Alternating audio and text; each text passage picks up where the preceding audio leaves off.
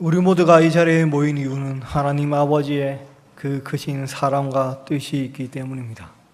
그 뜻에 따라 우리는 모이고 항상 기도하며 또한 아버지 하나님의 은혜를 따라서 걸어가게 됩니다.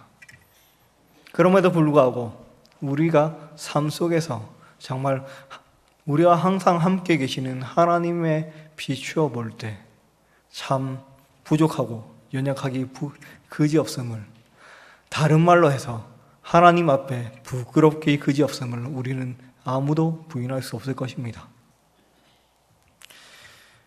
여기 오늘 본문에 나오는 요셉의 가정 역시 그러합니다. 이것은 우리에게 참 많은 위로가 됩니다. 하지만 동시에 그렇기 때문에 우리가 조금만 더 할 수 있다면 우리는 성경에 나온 이 요셉의 가문보다 더욱더 나은 자가 될 수 있다는 소망이 있습니다. 그것은 다만 우리의 힘이 아니라 우리를 구원하시고 우리를 자녀 삼으신 예수 그리스도의 능력이 우리에게 거하기 때문입니다. 오늘 함께 본문을 살펴보며 우리가 그 예수 그리스도의 능력을 받아 화평케 하는 자가 되기를 소망합니다. 그리고 그것을 바라보는 시간 되기를 원합니다. 오늘 본문에서 우리가 살펴볼 만한 단어가 있다면 그것은 알다라는 단어입니다. 사실 이 알다는 우리가 흔히 봤던 단어의 뜻이라기보다는 이 단어는 알다, 알아차리다, 깨닫다, 알고도 모르는 채 하다, 위장하다라고 쓰이는 단어입니다. 다 알고 있지만 모르는 채 하는 것도 포함되고 있으며 이렇구나라고 깨닫는 것도 포함되는 단어입니다.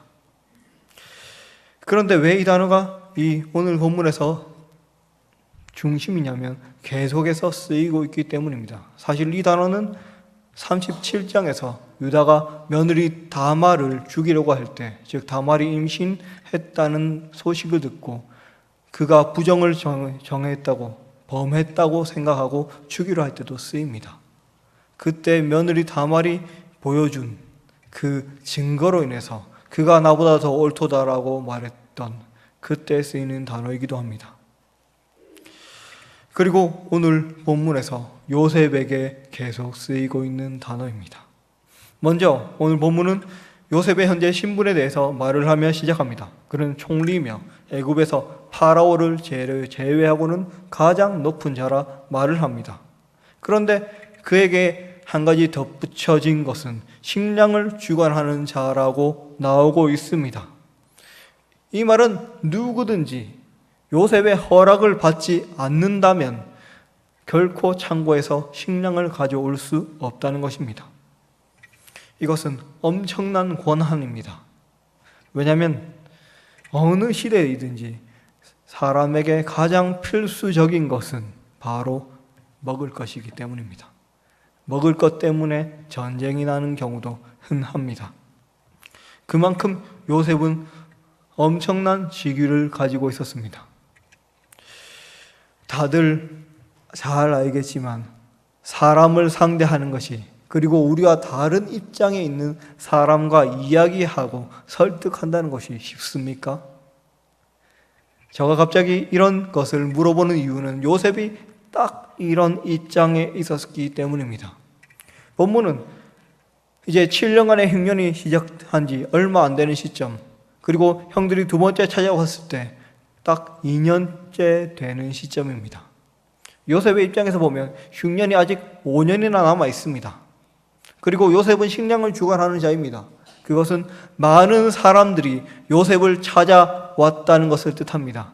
어떤 사람은 재물을 내어놓고 어떤 사람은 토지를 내어놓고 자신에게 식량을 좀 팔아달라고, 그리고 좀 더 많이 달라고 이야기하며 딱 대놓고 말해 요셉에게 구걸하던 시점입니다.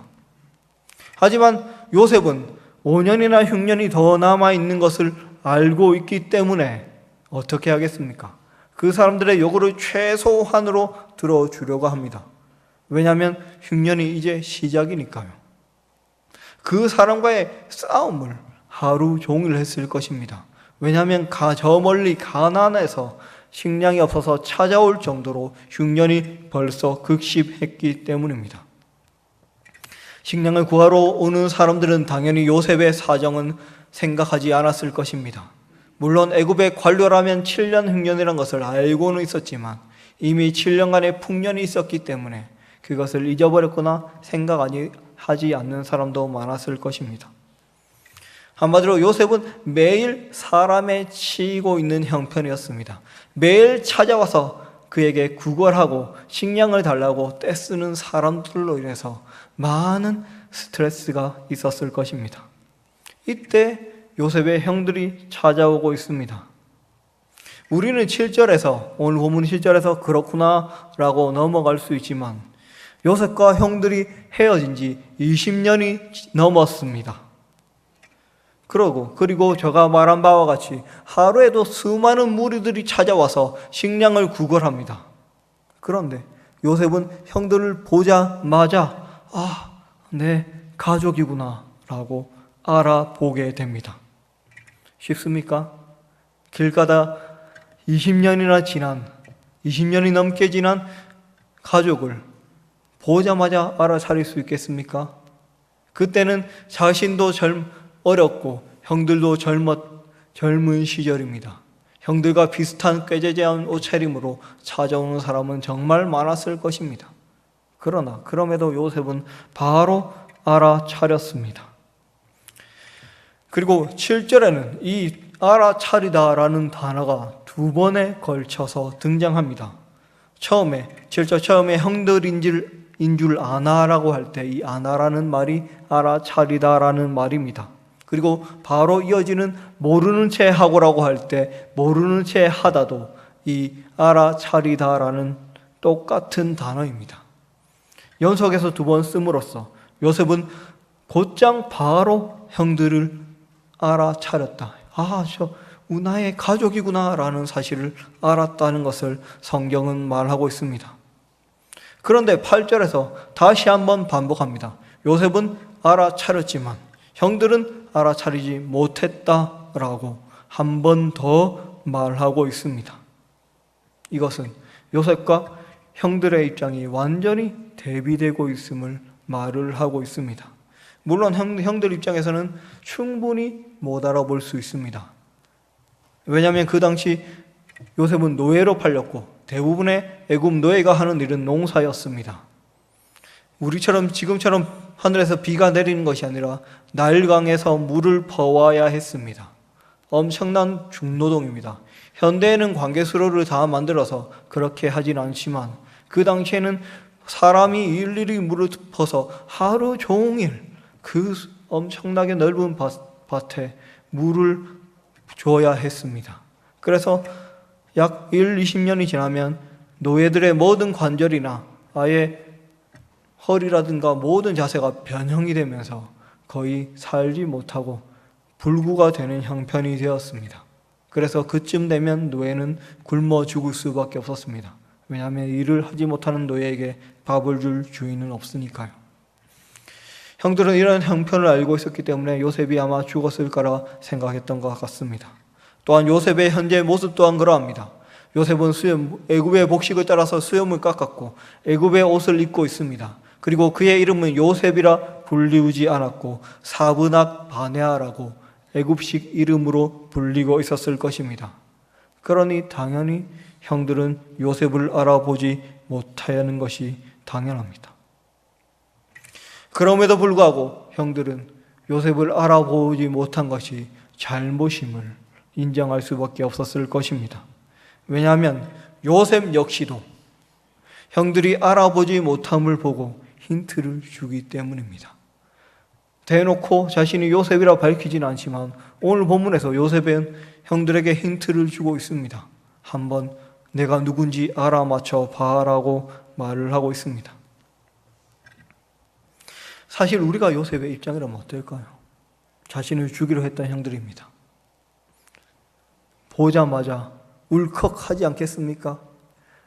감옥에서 고생하고 그리고 정말 온갖 억울한 일을 당할 때 결국 그 원흉이 되었던 형들이 왔습니다. 그리고 자신 앞에 얼굴을 땅에 대고 절을 하고 있습니다. 자신이 말만 하면, 트집만 조금 잡는다면 다 죽일 수도 있는 상황입니다. 하지만 요셉은 담담하게 말을 하고 있습니다. 그러면서 형들에게 약간 거짓말을 보태어 형들을 몰아붙입니다. 그 속에서 자신에 대한 힌트를 주고 있습니다. 그것이 바로 오늘 9절에 나와 있는 틈이라는 단어입니다. 형들에게 이 나라의 틈을 몰아왔다고 말을 하는데, 이 틈이라는 단어는 원 의미가 벌거벗음이라는 뜻입니다. 이 벌거벗음이 왜 힌트입니까? 왜냐하면 요셉이 팔릴 때를 생각하면 알 수 있기 때문입니다. 요셉이 채색 옷을 입고 있다가 형들에 의하여 붙잡혔을 때 형들은 어떻게 했습니까? 그 옷을 벗기고 그 옷을 찢어서 짐승에게 죽은 것처럼 위장했습니다. 그리고 요셉은 벌거벗은 채로 애굽의 노예로 팔렸습니다. 즉, 이 단어를 9절과 12절 두 번 반복함으로써 요셉은 내가 요셉이다, 내가 당신들이 벌거벗겨서 팔았던 요셉이다라고 은연중에 표시를 내고 있습니다. 그리고 요셉의 이런 의도는 효과가 있었습니다. 그래서 21절에 보면 형들은 죽은 요셉을 생각하면서 그때 일 때문에 지금 우리가 이런 일을 당하고 있다라고 말을 하고 있습니다. 그러나 형들은 요셉을 끝까지 알아보지 못합니다. 이러한 차이가 어디에서 왔을까요? 요셉은 그 수많은 사람들을 만나면서도 바로 형들을 알아보았습니다. 10명은 무리를 보면서 바로 알아보았지만 형들은 요셉이 그렇게 힌트를 주면서 정탐꾼으로 몰아붙이면서 벌거벗음을 말하면서 힌트를 주었는데 알아보지 못했습니다. 그 차이는 아마 아주 작은 것에서 출발하였을 것입니다. 바로 내 형제에 대한 마음이 있는가? 얼마나 평소에 그 형들을, 가족을 생각하고 있었던가? 그 마음가짐이, 이 조그만 마음가짐의 차이가 이 커다란 차이를 낳았습니다. 아마 요셉은 총리가 되어서 풍년이 시작되었을 때 가족을 생각해야 하였을 것입니다. 이제 7년의 풍년인데 정말 가족들은 이 곡식을 모으고 있을까?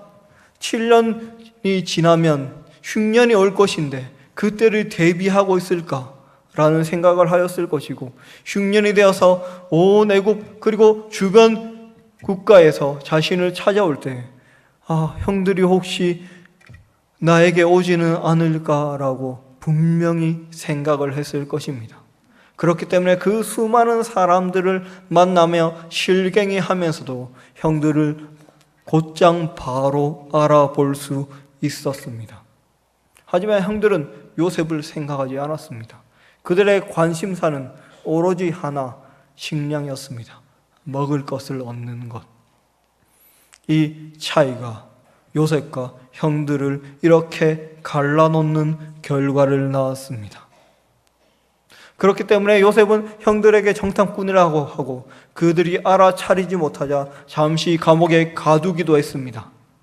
그리고 시므온을 잡아놓고 그들이 다시 돌아오도록 적당히 돈도 넣어주기도 했습니다.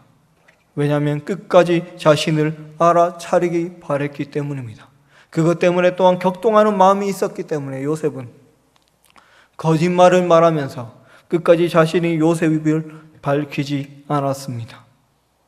결국 형들이 아버지한테 거짓말한 것처럼 요셉도 형들 앞에서 거짓말하는 자가 되었습니다. 만약에 형들이 그 요셉의 힌트를 듣고 요셉인 줄 알았더라면 우리에게도 당신과 같은 당신 또래 동생이 있습니다 라고 말을 하면서 그 이야기를 꺼냈다면 어떻게 되었을까요? 요셉과 형들이 다시 화합하기까지 42장, 43장, 44장이라는 3장이나 길게 나오게 됩니다. 이 일이 없었을 것입니다.